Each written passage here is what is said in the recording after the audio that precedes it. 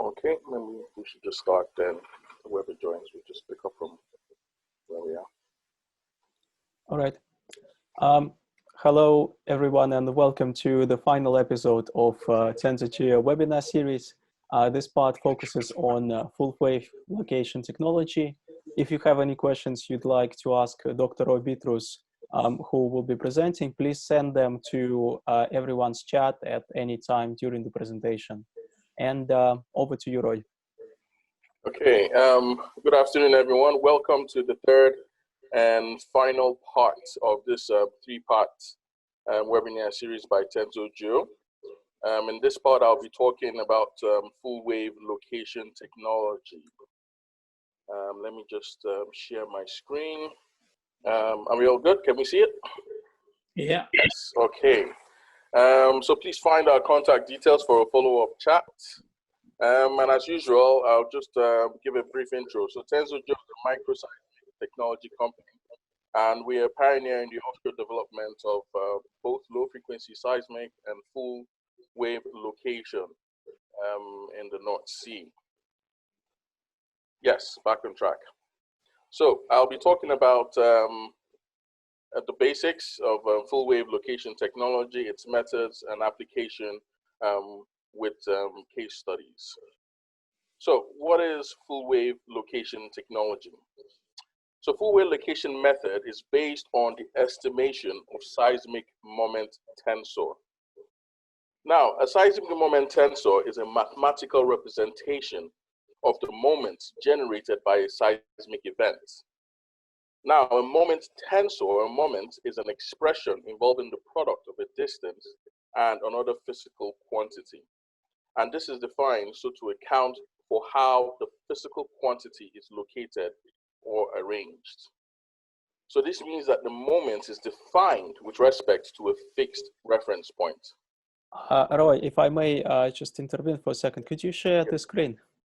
Oh, sorry. Can we see? Yeah. Yes, okay.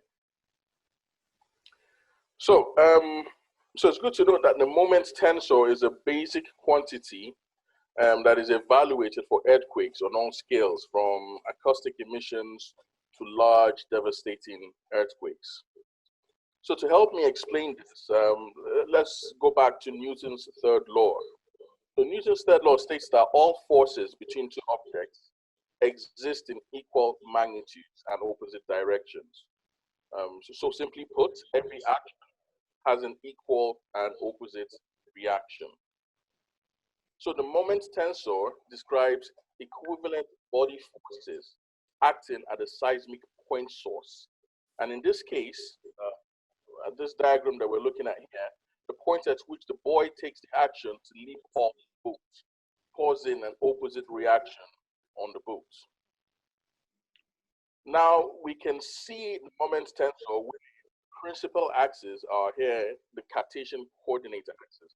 Or simply put, the elements in the diagonal correspond to the Cartesian coordinate axis, so x, y, and z. And the same moment tensor here with its elements represented in the form of jars or indices, so from 1, 2, and 3. Here we see an illustration of the moment tensor and its behavior in the x, y, z plane. So the diagonal elements of the moment tensor represent both of the equal and opposite components of the system for the part of motion that they represent. Now, the choice of elements notation is very important in full-wave location technology because it is related to source types and the character of the source type. So let us consider this beach ball. A typical beach ball will appear at 6 points in space: lambda 1, lambda 2, and 3. The 6 points are just permutations of each other. And each ball, as you can see, is colored red in the direction of the most positive eigenvalue and white in the direction of the most negative eigenvalue. Now, this brings me to how the moment tensor is decomposed. So decomposing moment tensor is relevant because it is used to identify the type of seismic source that is physically represented by the retrieved moment tensor. Now, in 1970, Kopnoff and Randall proposed the most widely accepted method for decomposing the moment tensors, where they broke it into three elements: the isotropic, I normally abbreviated as ISO, the double coupled DC, and compensated linear vector dipole CLVD components. So very quickly, I'll show you a model of the three elements and how they relate to the failure modes in a medium. The first is the isotropic source with constant energy in all directions. And it's comparable to an ideal explosion, with positive amplitudes. Or in other cases, implosion, which will be negative amplitudes. Then we now have the mixed mode or uniaxial tension, which leads to an opening of a crack. Here, small energy might be radiated with a positive or negative amplitudes, depending on the elastic properties of the medium. So here you would see a change of volume a little bit. Then we have the so-called compensated linear vector dipole, which is shown in the middle here. Here, the change of volume is compensated by the particle motion in the plane, which is parallel to the largest stress. So this largely suggested the possible deep earthquake mechanism, for example, which can be either due to mineralogical processes. And for the last, we have the double couple, where shear is the corresponding failure mechanism.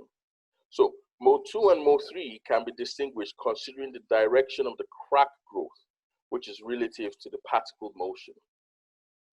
For the first, the directions are parallel, while for the latter, they are perpendicular to each other. And so it is important to know that in reality, the stress field and homogeneities in the material or the medium leads to a superposition of these basic mechanisms, which are just described here.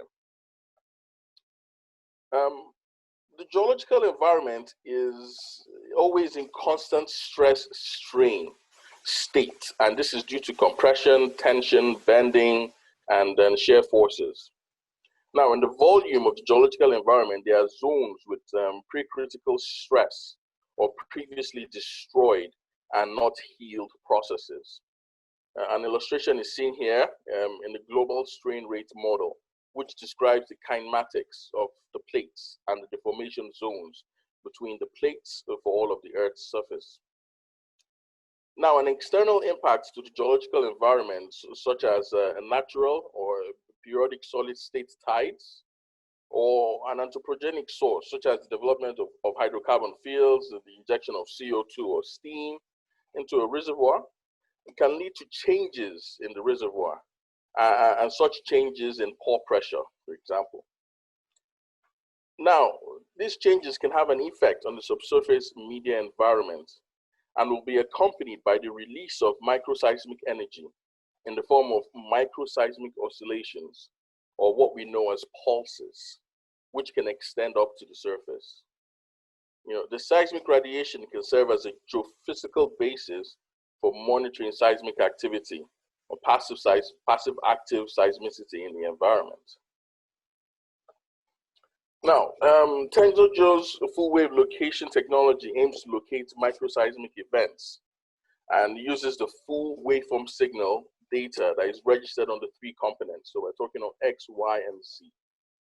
It allows to locate the geological event and identify its type at the lowest signal to noise ratio.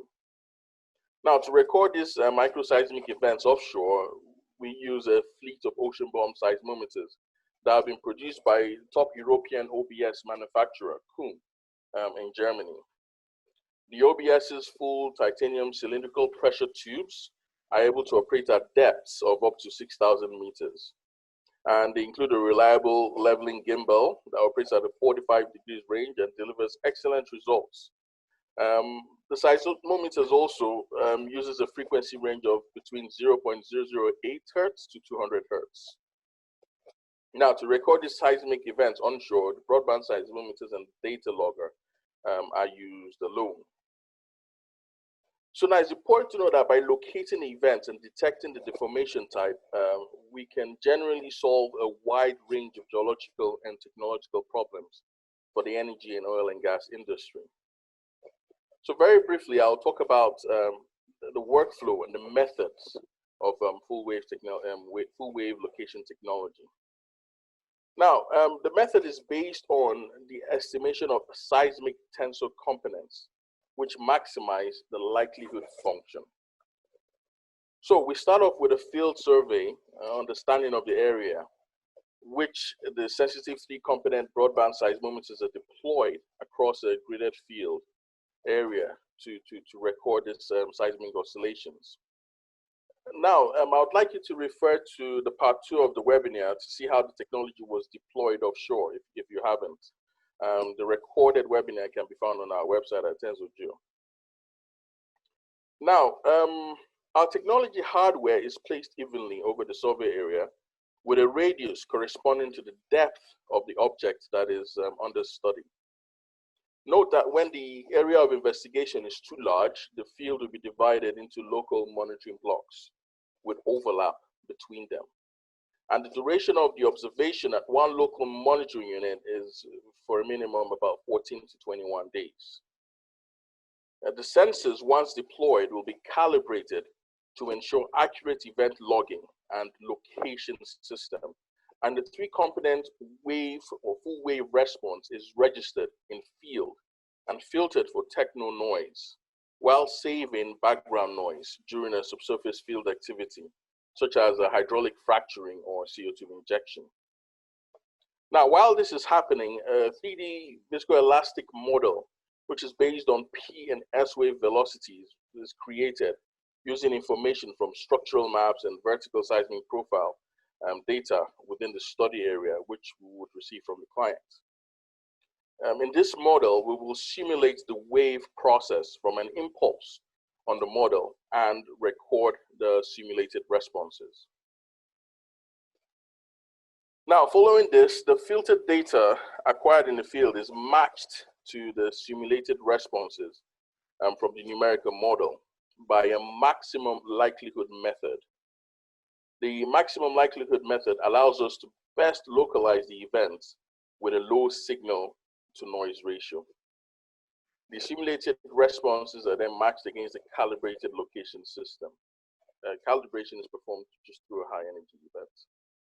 Finally, we interpret the data and localize the events based on the maximum likelihood method and stack them in a map of stacked seismic activity. As seen here on the left, during the injection, microseismic activity is seen developing over time, as you can see it here. Now, and this is accumulated to form a map of microseismic activity. A Rose diagram shown here will give you the direction of propagation of the cracks in the reservoir. The same can be seen on the right with the recorded microseismic events originating from cracks as a result of deformation due to hydraulic fracturing. And now, to better understand this workflow, I will show you a video, 2 videos actually, to give you a better illustration of the workflow. Now, this is first to build the 3D numerical model and simulate the wave process from an impulse that is predetermined or whether that is done at a predetermined depth of the reservoir, and then we record the simulated responses.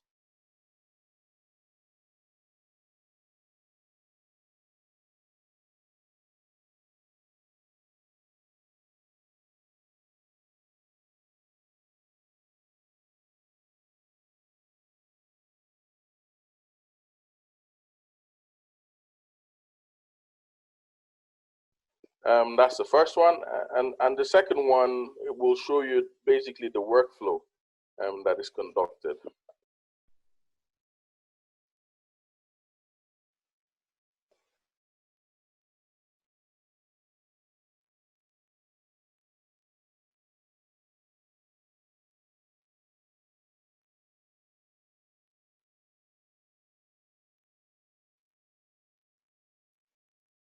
So if you remember the first diagram that I showed you initially, this shows how, the different directions are being propagated.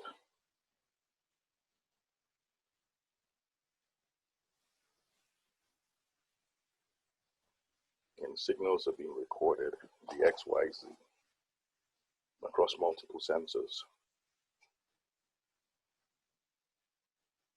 And by comparing the actual form of microseismic signals with the simulated, and by the full wave numerical simulation, we're able to determine the various types of sources, and we're able to estimate the seismic moment tensor.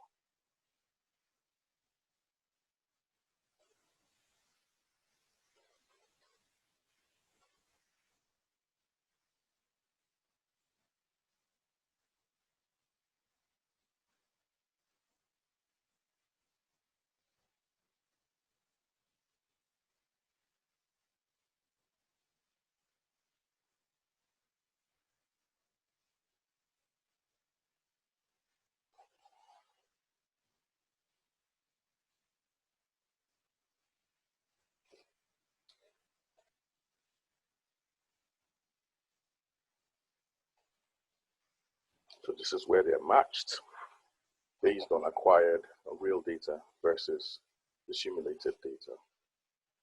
Then an estimate of the coordinates, their special location, the event type, and all of that in the azimuth has been generated.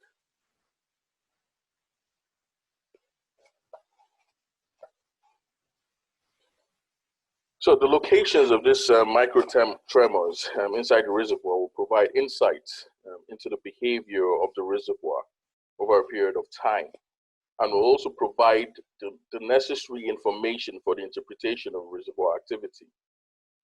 So the microseismic observations of the reservoir will permit to draw conclusions on the behavior of the reservoir as follows. So we can use it for natural active fracture network mapping. So this is the identification of zones of active natural fractures, the determination of the azimuth of the fractures, so as to optimize the location of production wells and predict active areas of fractures and faults. We can use it for hydraulic fracture monitoring, which involves the assessment of hydraulic fractures and the dynamics of how they develop as we determine their azimuth, length, height, and zone of pant penetration. We can also use it for fluid injection monitoring as an estimation of the formation fluid direction to determine, the filtration channels or flow path channels. And so finally will be the monitoring of formation thermal treatment, which is estimation of steam direction and determination of filtration channels, steam chamber, and positioning of burning front. For time purposes, I'll focus on top three. So to map active fractures, you have to understand their futures. And any geological section that is characterized by natural fracturing, such as seen in these two diagrams here, will have an increased natural microseismicity that is associated with periodic deformations of the fractured medium. You're on the side of the solid state tides and consequences of anthropogenic impact. And it would also have an increased level of Rayleigh wave scattering on cracks as medium inhomogeneities, basically. Now, both of these factors will cause permanent microseismic emission from areas with natural fractures. So here on this slide, we have an example of natural active fractures network mapping. Here you see zones of active natural fracturing of carbonate porous featured reservoir of Tonesian age in the depth interval of 1,200 to 1,300 meters.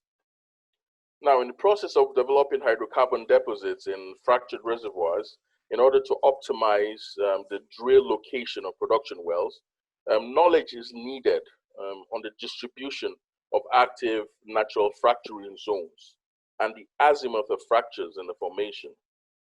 So following field survey and numerical modeling, we were able to identify the dominant fractures and their directions and the location of shear events. So the team were able to give recommendations to the clients on optimal positions for them to design their well plan, considering the data that was obtained and the existing drill network as well in field for the production wells. One interesting thing was the client was independently able to conduct a comparison of the production history, such as the primary production rates, cumulative production by wells drilled, and also changes in water cuts and stability of wells within the study area. And their comparison showed a good correlation of high primary production rates and well stability within zones of increased microseismic activity, which indirectly confirmed our results. The second example here we see is results of monitoring water injection into a well in order to detect the filtration channels from an injection well during flooding, in order to maintain the reservoir pressure during hydrocarbon production. And this was at the Republic of Tatarstan in Russia. Here, the injection depth was about 1,800 meters, and the reservoir was heterogeneous in nature. So we analyzed the dynamics of the development of microseismic activity in the well area during the injection of fluid into the reservoir. So it can be noted that initially microseismic active zones develop in some way radially around the well intersection, which we can see here in this black contour line here. However, over time, the radial development of microseismic activity ceases and directional microseismic activity begins to predominate clearly, most likely associated with filtering fluid through breakthrough channels, so which is what we have in the red contour line. The absence of increased microseismicity near the bottom of the injection well is explained by the likely existence of a stable wide filtration channels, which was formed due to long injections or injection for quite a long time. So the formation of breakthrough filtration channels can be due to either the difference in the properties of the injected and the displaced fluids, the physical processes that occur in the reservoir, which will affect the nature of the displacement, as well as the areal heterogeneity and the characteristics of the reservoir. Now, the knowledge of the direction of flow of the injection fluid in the reservoir and the position of its filtration channels will optimize field development and increase the production of hydrocarbon deposits. Thirdly, in this slide, we show the results of one of 3 hydraulic fracture monitoring while injecting.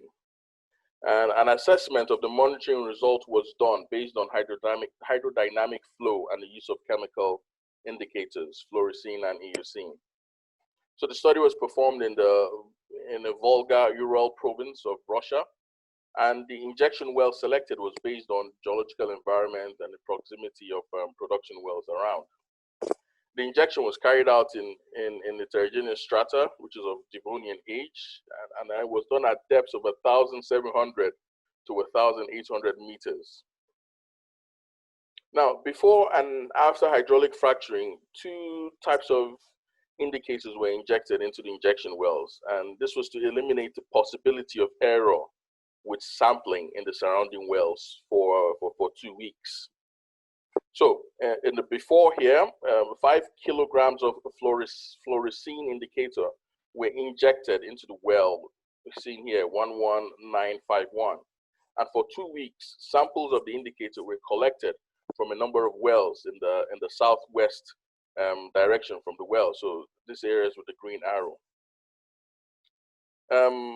The dotted green arrows as well showed some traces of the indicator. Now, hydraulic fracturing was performed, and the recorded data analysis showed that microseismic activity in the present well was traced in the northeast direction, which indicates opening of the hydraulic fracture in this direction, as we can see here.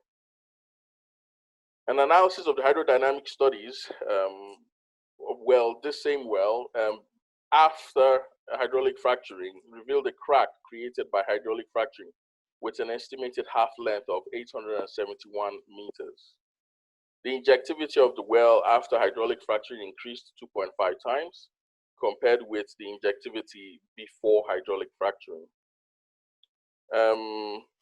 After hydraulic fracturing, 5 kg of Eocene was injected, and the data was collected from all nearby wells for another 2 weeks. And there was widespread increase in the concentration of the second indicator relative to the first, probably due to the 2.5-fold improvement in well injectivity.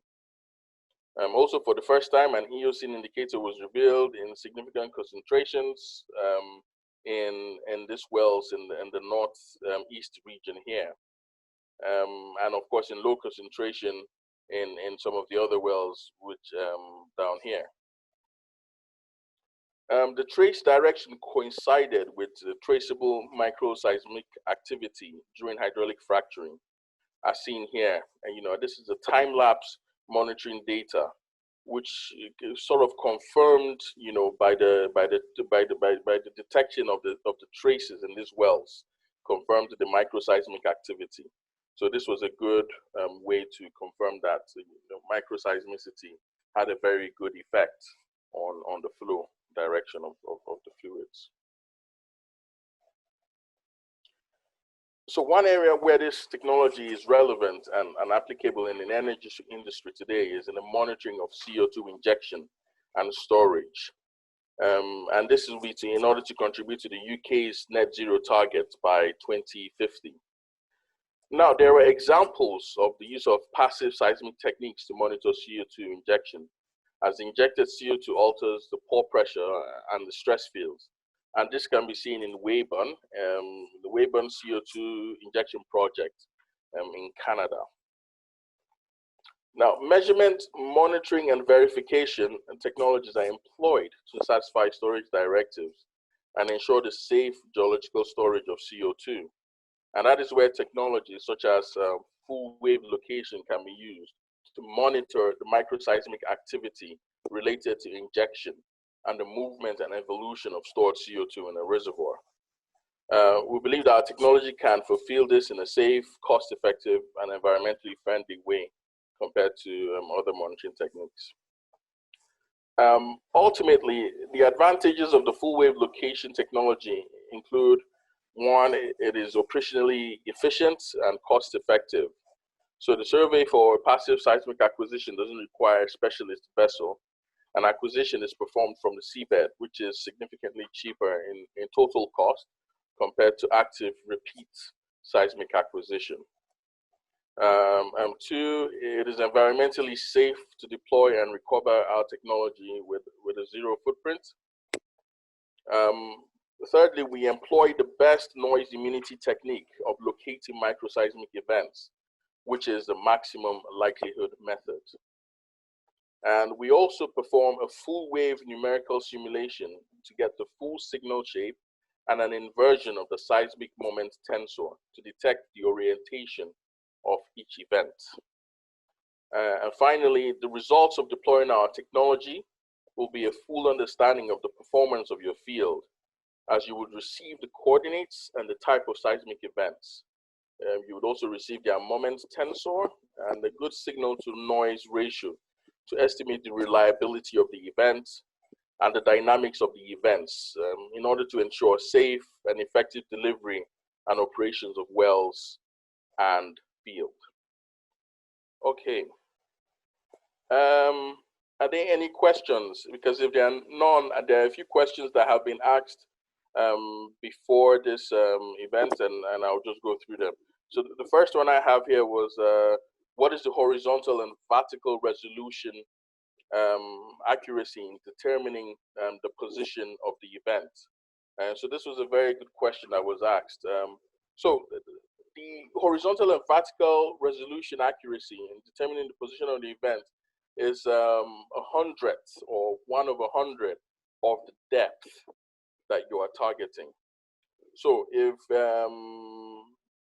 for instance, if you're looking at a 2,000 meter depth, the error of location on both the horizontal and vertical axis will be about 20 meters. So that will be roughly the horizontal and vertical resolution. this will, of course, depend on the signal to noise ratio and accuracy of the model that we'll be developing, and from, of course, from the data that we receive from the clients to build the velocity model as well. Another question was, is it possible to identify the fracture length, activated fault orientation, and orientation accurately due to injection stroke production effects? The answer to this is yes. Location of cracks, activated faults and their length and the orientation are estimated by analyzing the areas of increased microseismic activity. So in the formed microseismic cloud, the linearity of events or their layouts and their type, for example, the ISO, which I talked about earlier on, either the ISO, the TC, or the DC, and the co-direction of azimuths are all taken into account. So this is why it's very important that when we're doing our workflow, we have both the acquired field data, then with the numerical model, we go through all the different types and we'll now match the signals that best fit the one that has been acquired in the field. And that's how we're able to give you the most likely maximum likelihood method to locate your microseismic events and their types. Okay, if there are no more questions, I would like to say thank you to all who have attended today. We will be posting the 3-part webinar series 1, 2, and 3 on our websites and also on our LinkedIn page at TensorGeo. Please take the time to visit, and if you would like us to have further conversations, I know I've already scheduled conversations with some of you already. Please get in touch with us, myself, Ivan, or Lev, and we'll be able to set up a meeting and have further conversations. Okay, thank you all.